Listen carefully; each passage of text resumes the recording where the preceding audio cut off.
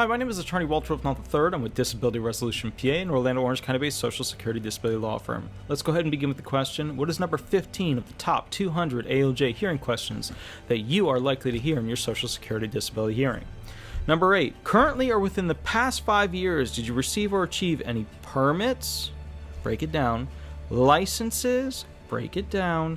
Or allowances on behalf of the federal, state, or county governments? Permits, licenses, allowances, right? Break it down. What licenses do I have? What permits did I achieve, etc. Within the past 5 years. So if it's 2020, think 2015. If it's 2021, think 2016. If it's 2022, think 2017. Within the past 5 years, that chewing in the background, that weird squeaky sound, is actually Sweetie Pie under my chair, eating this chair. So one of these days, this chair is going to fail, and I'm going to die. But at the same time, it'll give me a reason, upon dying, to go buy a new chair, because this chair sucks. I hate this chair. I don't even know why I still use this chair. It's because it's already on the green screen, and the other chair's over there. So I'm going to get a different chair. All right, so let's go through that.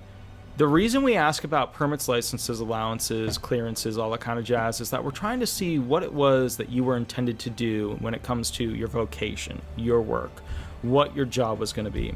And the reason we go into this is we're trying to figure out, okay, so you're claiming that you're disabled, but didn't you just recently finish school and get a degree in this? Didn't you recently just, go ahead and do the application and complete the certification process for that? Didn't you recently just get government clearances for that?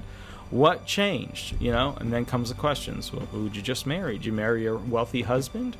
Well, who'd you just marry? Did you marry this person? Well, did you just have 2 kids? You want to spend more time with them? That's how we start to kind of revolve and look around and say, is there some other motive involved for this person trying to go into Social Security disability benefits?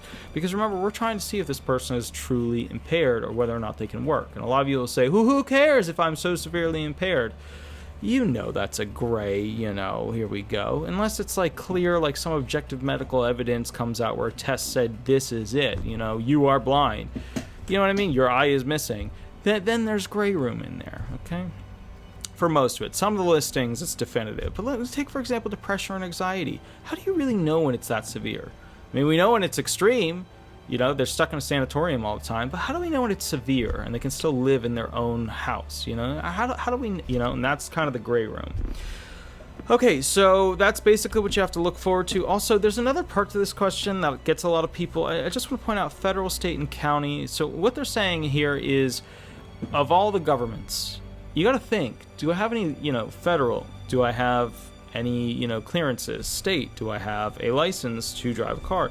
County, did they give me an allowance to, did they give me, a thing that could fit into this would be, did I get a library card? That would fit into that. That's a permit to use.